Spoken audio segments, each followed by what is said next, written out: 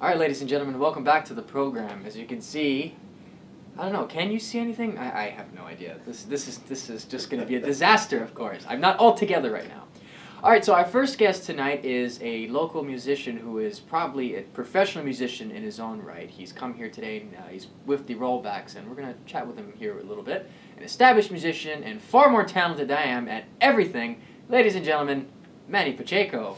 Thank you for coming, Manny. I appreciate it. It's my pleasure being here. I appreciate it. So, one thing I want to mention when we begin is I remember the first time I saw you, and I don't want to sound like falling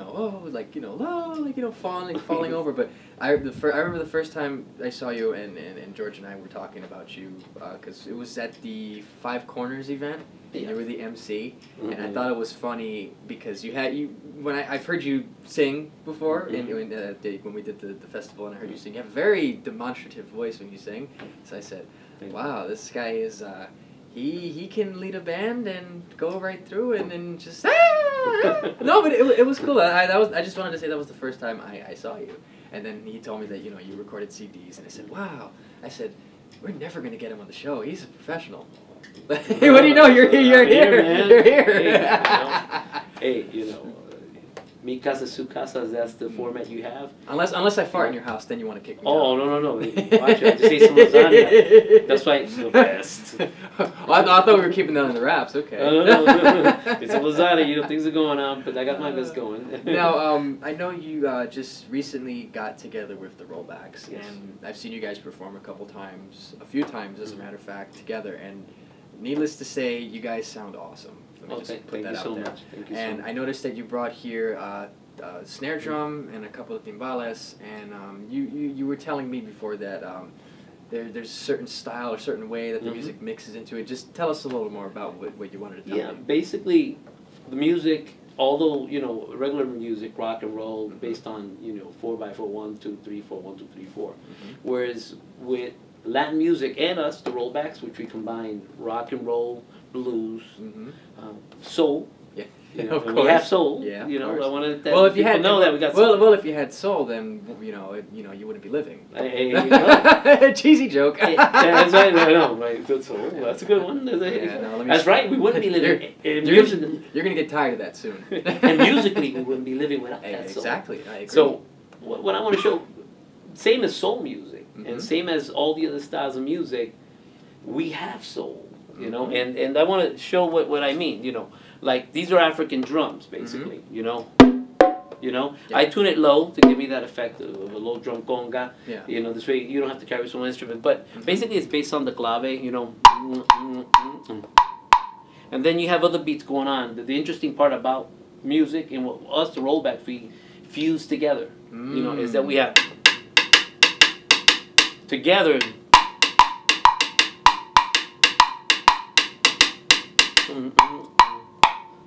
Together.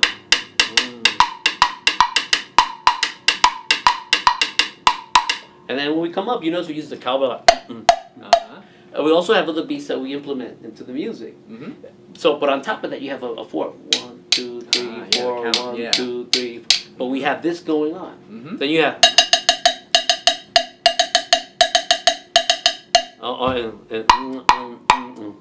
Together.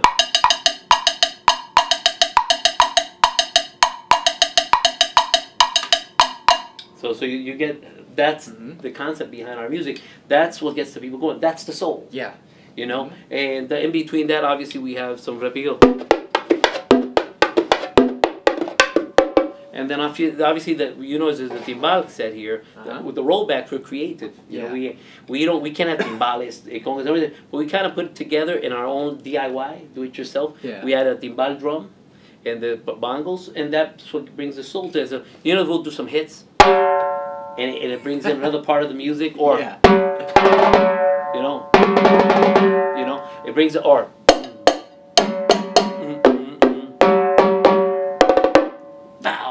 Now, do you feel that gives the energy, and that's the soul. Now, I noticed that there's we talk about this collectively a lot. Excuse me. That would you say putting soul into the music differs when sound wise? Do you think that would be the case? Because I know I was making an observation of some other bands that we were taking a look at, or at least I've seen, and and I was having a conversation with someone I knew as well, and that you see them playing, like I say, they're playing the trumpet or they're playing some sort of instrument, and they're just playing the notes here and there and this and that. And I was actually making a remark about there was one band I saw playing that I saw you guys play, and the one band was playing the same music you guys are playing. And they were playing it was soul music. They were playing it, and it was they were playing it. It was good, but it was just kind of dry. You said it flat. That's what we actually had a conversation prior. Yeah, flat, and it is. This is what I'm talking about. That you see what's behind our music when you hear the rollbacks. Band, which is the theme song. It's got that soul, that feeling, and you can tell like when the people are playing it, they're just into it. Like I know I would see like guys like Michael Brecker, or, God rest his soul, and I think that's his name, correct? If I'm correct in that. And like the guys like David Sanborn when they're playing the saxophone. That's right. I'm a Letterman fan, so he was always on the show, but he was good. Great music. Yes, and I would see him play, and he was just he had the glasses on, but he's jamming out. Same goes for the late great B.B. King. Although when he sang, he never played at the same time, but when he played, you could just feel the emotion. Like I saw him play Hummingbird on Letterman, and it was just great. And then the band, Paul Schaefer's band, was playing along with it, and just his voice was into it. He was just when he was playing it, it's just you could see the movements and you could feel it. So I would assume that's the same concept that goes here when you guys play. Very same concept, and you do feel a difference. Where they sound a lot of groups sound flat because they play instead of doing that ooh Latin baby, they'll ooh Latin baby. It's like it bounces. It gives you that's the soul. Give me a drum. I want to start playing now. You're getting me all jazzed up right now. Jumping back. That's why B.B. King had that soul. They learned to be percussive with their instrument. Like, and later on when we go on to the guitar, I show what I mean there. Because in Puerto Rico, I study a little bit there, and they want you to learn a percussion instrument before you hit your guitar or your piano, and that's the reason for that. It's for the soul of music. It gets it out of you, right? That's right. You learn timbales, you learn bongos, you learn before you jump on a guitar or anything. Then they make you. That's right. It's hard. So the heartbeat. That's right, my brother, my cameraman. I love you, man. That's right. The heartbeat. It's in the heart, and so even soul music. A lot of the stuff in Motown uses Latin percussion in it. I noticed that. I noticed that because it seems like I whenever I see it, I kind of get the familiar sound of it because I grew up with this. I grew up with a lot of this. So I can spot the similarities and the differences. Now, all that being said, to the people that don't know, how long have you been playing music professionally, or just how long have you been playing instruments in general? In general, I started playing. Try to let us know by not giving away your age. Okay. No insult. I got you. Hey, I can always go to Los Angeles and get the work done. But if you go outside, it's all gonna melt. I know that's the problem. It's plastic, man. It's plastic, But I started at the age of 5. In church, Pentecostal church. That's where a lot of it starts. And I grabbed the tambourine, and that was my toy. That's what I carried over my security blanket. And from there, a gentleman by the name of Mano Lebron, a real heavy set man, looked like B.B. King. Puerto Rican though, but Afro Puerto Rican, played the guitar in church, and I used to bring my guitar, my little plastic guitar, and play in front of him and mimic him. And then by the time I was 8, 9, I was already playing a lot of the church, the hymns, the songs. And it came together real nicely throughout the years. I picked up the instrument and got better and better. My dad played at the house too. But my dad didn't like me touching his guitar. But one time he caught me playing. I paid for it, but then he felt bad. He said, Papo used to call me. Puedo tocar la guitarra. ¿Por qué no la dañas? As long as you don't ruin it, you can play it. And he taught me some things, Aguinaldo, And I felt good because it wasn't just Emmanuel from church teaching me. My dad was teaching me. Your dad, yeah. Man, he was one of those viejos de ante, you know, those old guys from Puerto Rico. Actually, it's funny you say that because my father actually tried to do the same with me. Back when I was, and I had mentioned this to another musician we had here on the show, because he played guitar here as well. I had probably started playing guitar in 2000, so I was about, I'd say, 8 years old. So, you know, we had a church band here, led by Michael Jackson. But no, his name was Michel Jackson or something like that. Nice. I don't know how that happened, but he worked out. Not really, but he just went somewhere. But anyways, that's beside the point. So they asked me what instrument I wanted to play, and I either wanted to play the piano or the guitar.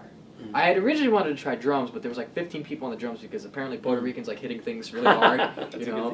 So I said, all right, I'll just play the guitar because my dad played the guitar. So he you know, my dad knows a little bit. He was willing to, you know, teach me, and we had the booklets and we were going for the classes.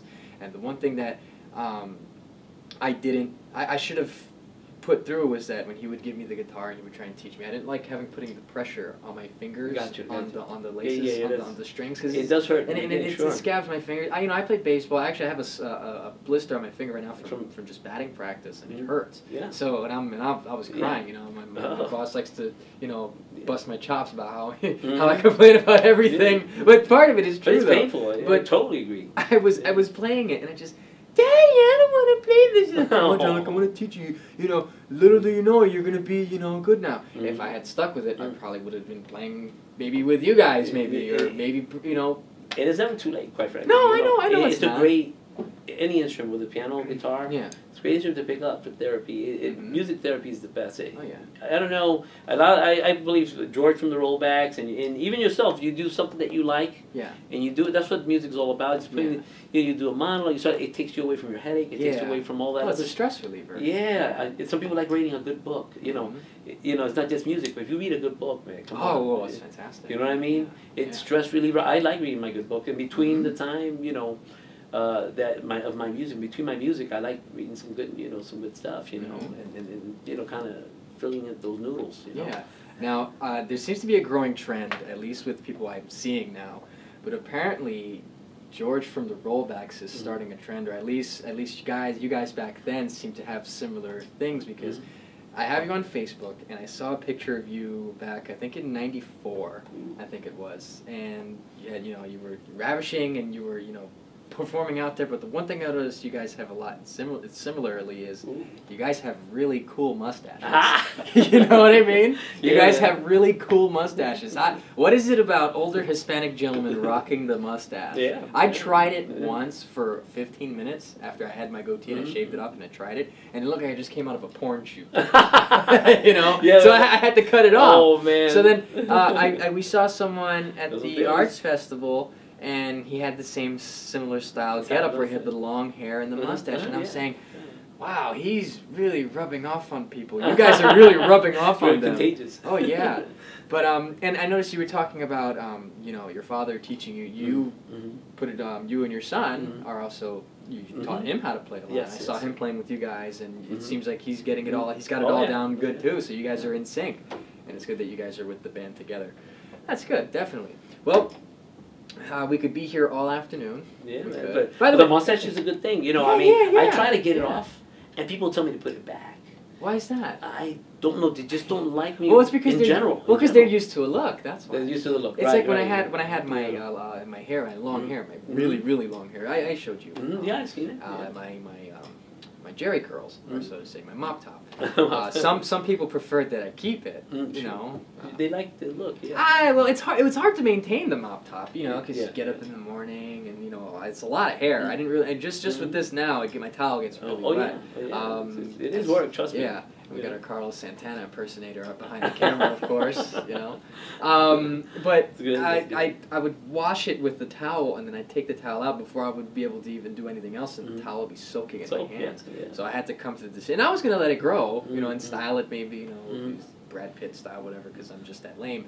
But I had to get it cut, and people say, "Oh no, keep it. Why'd you take it off? You look so nice. You know why? It's true. Why'd you shave the goatee? You know, people just shut up and let me do what I want to do. Really, come on. If I want to cut my hair, I want to cut my hair. You know, leave the man alone. If he wants to shave his mustache, let him shave his mustache. Thank you. You know, I have tried, but the family, I ponte el bigote, with the mustache again. Manny, you just look very sickly without the mustache. It's like the mustache gives you health, you know. Yeah. But you know, you look great anyway. Oh, thank it's you. All, not just. I'm not just. I'm not. It's the truth. You know, you young guys. You. So you can put a burlap and look good. You know. Look at me. I'm hiding my lasagna stomach with a vest. You know. Well, you and me both. You and me both. Yeah, but like I said, the mustache is our trademark. And in salsa, they love it. Oh, yeah. They Puerto Rico, me encantan los picotones. We like the picotones, the guys that they love that. Yeah. And even with playing salsa, I played Puerto Rico, Florida, and here they want that mustache there. Oh yeah. You know, do you think the Cubans took it from the Puerto Ricans? I think it was a combination. It was both because I think the Spanish brought it over to two islands to have the mustache and the guayaberas. You know, you want to know the difference though between a Cuban mustache and a Puerto Rican mustache, right? No, You want let the me difference? know. If you shake a Cuban like if you tell a Cuban to go like this and shake his mustache, cocaine falls out. Oh, okay. What happens to Puerto Rican? Adobo. Let's just say adobo coming down. Adobo and sazon. Yeah, Right. because nothing. It doesn't matter. You know, it's funny. It's funny I mentioned it because, and I'm sure you know this. It doesn't matter what we make or what you put in. You gotta put adobo on everything. Yes, we do. I put adobo on my eggs. I put it on my hamburgers. I put it on my French fries. That's right. You know, I contemplated putting it in my cereal. I contemplated giving it to my dog.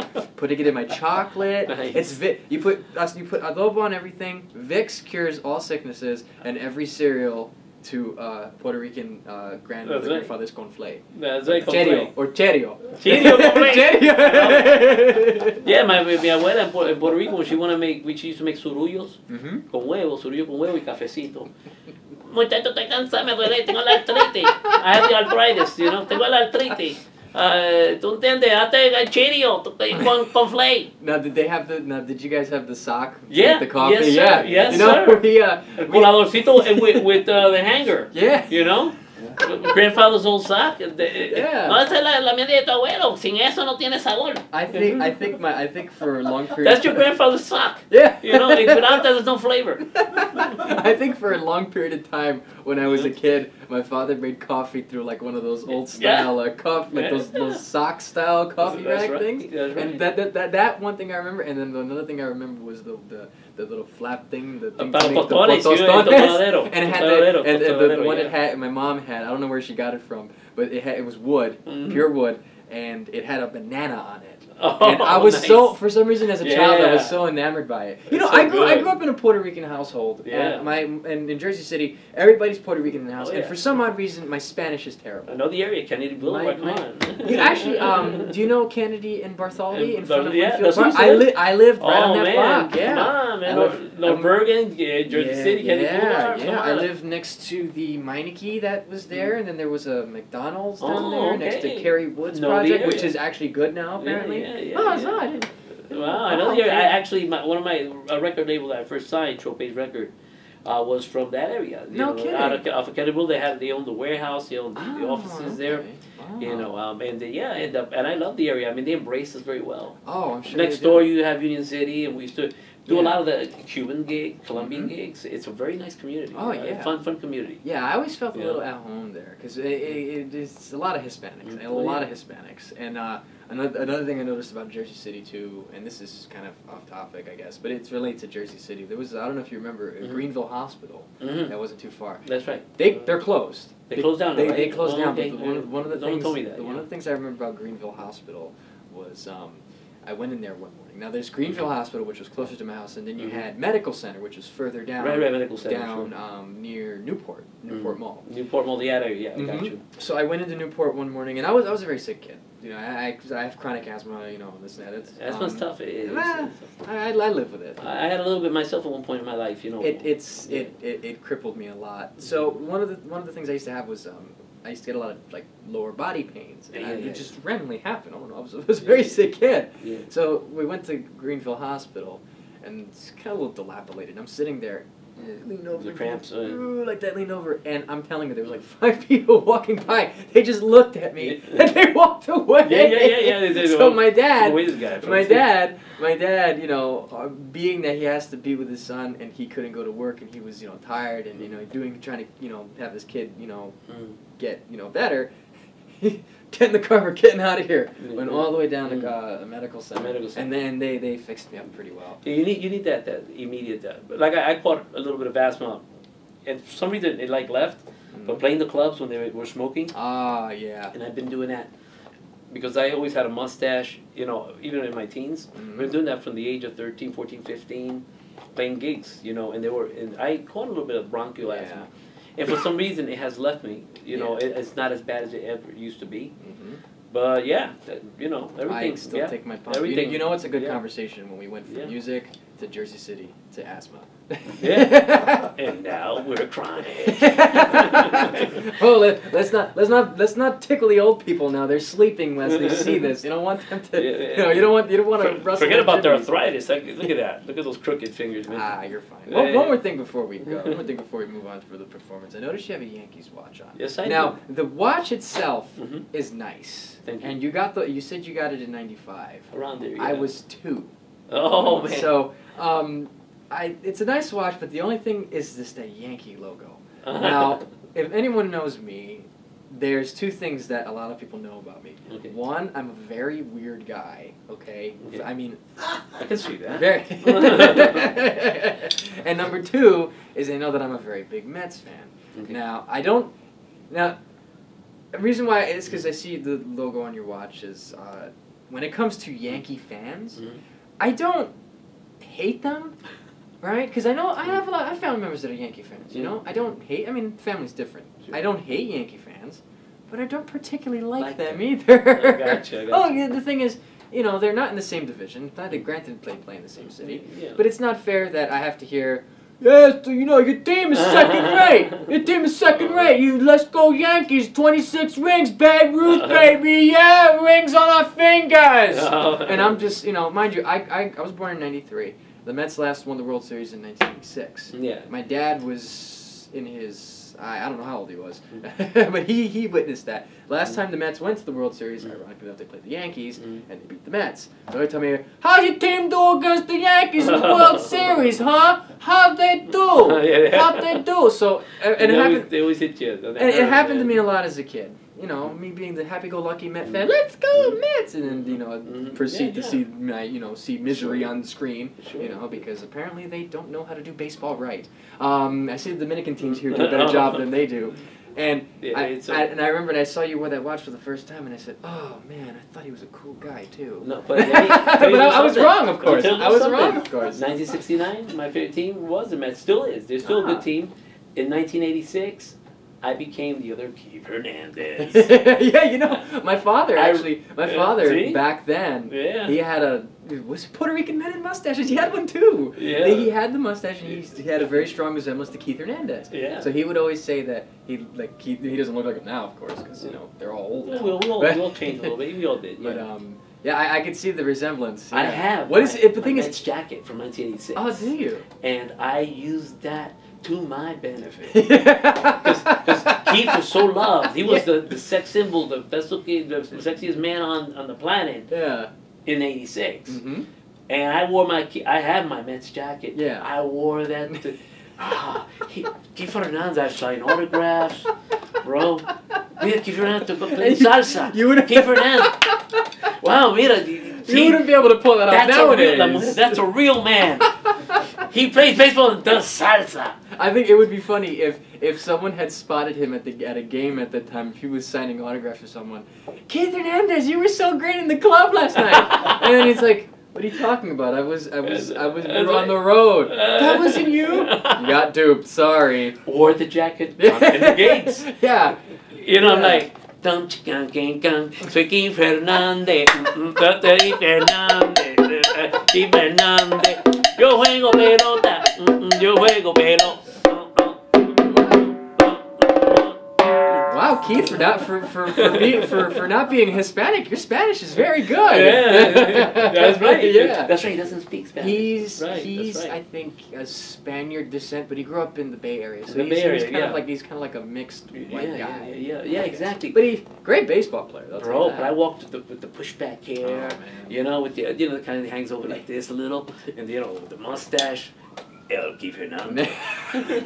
Is that the only person people would mistake you for? Him, yeah, a lot. Really? Him a lot. And when I was thinner, when I was young, like my son's age, Santana. Oh, really? Because I played that style a lot. Did you have long hair? Yeah, I had the long hair and puffy. You know, I have pictures. I have pictures playing in Teatro Puerto Rico in the Bronx that I played.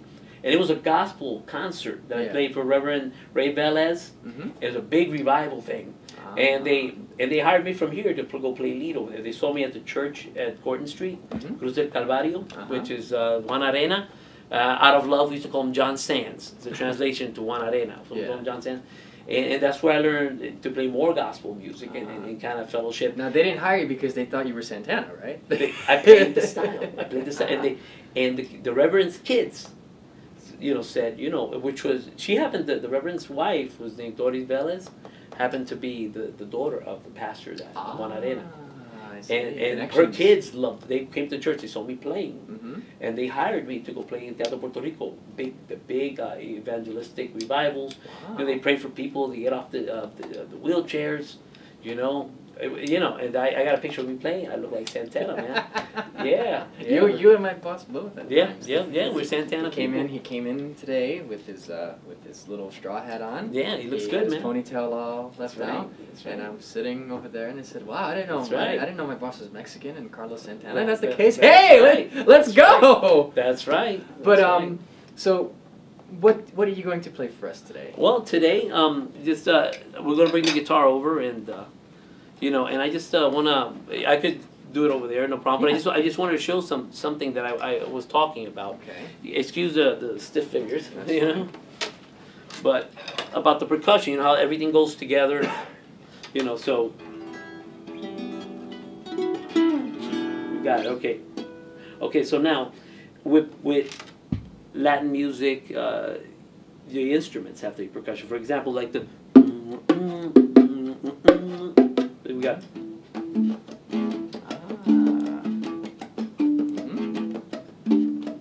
Right? So that comes together. I'm going to keep doing it.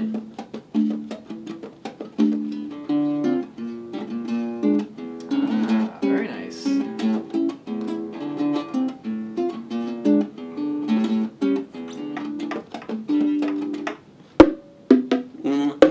So it all meshes together as one. Exactly. This sounds great because you're putting all your soul into it. And that's where Latin Lady comes in. Latin Lady. Very nice.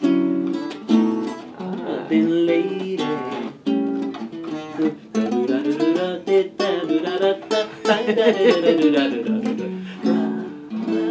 Very nice. See? So that's where the Latin Lady comes in. Again, Now, as he plays us out here for commercial, we're going to take a break and we'll go back to Manny with another extended performance. We'll be right back, ladies and gentlemen. See? So that's where it all comes. That's why we have such a great sound.